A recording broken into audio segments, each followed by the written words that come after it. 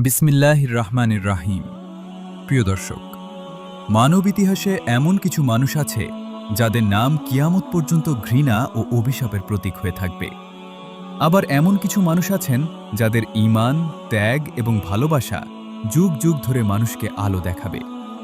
কিন্তু আজ আমরা এমন এক নারীর কথা জানব যার নাম সরাসরি কোরআনে না থাকলেও যার ভয়ঙ্কর পরিণতির কথা আল্লাহ নিজেই ঘোষণা করেছেন।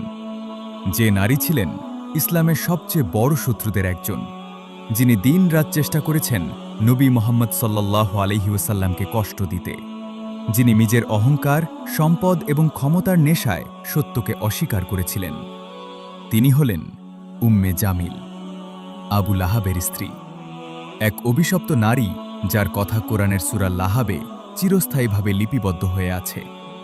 আজকের এই ভিডিওতে আমরা জানব উম্মে জামিল কে ছিলেন, কেন তিনি ইসলাম ও নবীজির এত বড় শত্রু হয়ে উঠেছিলেন, তিনি কিভাবে রাসূল সাল্লাল্লাহু আলাইহি ওয়াসাল্লামকে নির্যাতন করতেন এবং শেষ পর্যন্ত তার ভয়ঙ্কর পরিণতি কি হয়েছিল।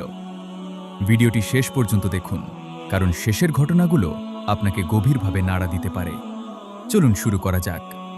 আরবের মক্কা নগরী, চারদিকে মূর্তি পূজা, অহংকার, গোত্রীয় দম্ভ আর জাহেলিয়াতের অন্ধকার। মানুষ সত্যকে ভুলে গিয়েছিল। ধনীরা গরিবদের মানুষ মনে করত না, নারীদের কোনো সম্মান ছিল না, শক্তিশালীরাই ছিল সমাজের নিয়ন্ত্রক। ঠিক সেই সময় আল্লাহ পৃথিবীতে পাঠালেন তার প্রিয় নবী মুহাম্মদ সাল্লাল্লাহু আলাইহি ওয়াসাল্লামকে। তিনি মানুষকে ডাকতে লাগলেন এক আল্লাহর পথে, বলতে লাগলেন, মূর্তি নয়, শুধুমাত্র আল্লাহর ইবাদত করো, জুলুম ছেড়ে দাও, মানুষকে ভালোবাসো, গরিবদের সাহায্য করো। কিন্তু এই দাওয়াত সবাই সহজভাবে নেয়নি। বিশেষ করে কুরাইশদের অনেক নেতা ভয় পেয়ে গিয়েছিল, কারণ ইসলাম আসার মানে ছিল তাদের মিথ্যা ক্ষমতা ধ্বংস হয়ে যাওয়া।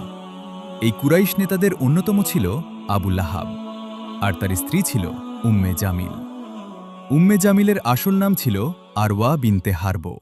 সে ছিল আবু সুফিয়ানের বোন, অর্থাৎ ইসলামের শুরুর সময়কার সবচেয়ে প্রভাবশালী পরিবারগুলোর একজন নারী। সে অত্যন্ত অহংকারী ছিল, নিজের সম্পদ ও বংশ নিয়ে সবসময় গর্ব করত। মক্কার সমাজে তার প্রভাব ছিল অনেক, কিন্তু তার হৃদয়ে ছিল হিংসা ও বিদ্বেষে ভরা। বিশেষ করে নবী মুহাম্মদ সাল্লাল্লাহু আলাইহি ওয়াসাল্লামের প্রতি তার ঘৃণা ছিল সীমাহীন। কারণ রাসূল সাল্লাল্লাহু আলাইহি ওয়াসাল্লাম যখন ইসলাম প্রচার শুরু করেন, তখন উম্মে জামিল মনে করেছিল এই নতুন ধর্ম তাদের বংশীয় ক্ষমতা ধ্বংস করে দেবে।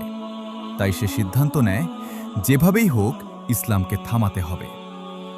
প্রিয় দর্শক, একবার কল্পনা করুন, রাসূলুল্লাহ সাল্লাল্লাহু আলাইহি ওয়াসাল্লাম আল্লাহর বাণী মানুষের কাছে পৌঁছে দিচ্ছেন, আর ঠিক সেই সময় তার নিজের চাচা আবু লাহাব এবং চাচি উম্মে জামিল তার বিরুদ্ধে ষড়যন্ত্র করছে। এটাই ছিল নবীজির জীবনের সবচেয়ে কষ্টের বিষয়গুলোর একটি, কারণ সবচেয়ে কাছের মানুষরাই তার সবচেয়ে বড় শত্রু হয়ে উঠেছিল। উম্মে জামিল শুধু কথায় সীমাবদ্ধ ছিল না, সে সরাসরি রাসূল সাল্লাল্লাহু আলাইহি ওয়াসাল্লামকে কষ্ট দিত।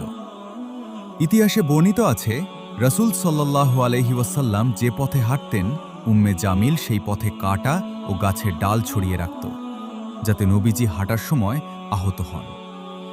ভাবুন, কত ভয়ঙ্কর বিদ্বেষ থাকলে একজন নারী এমন কাজ করতে পারে।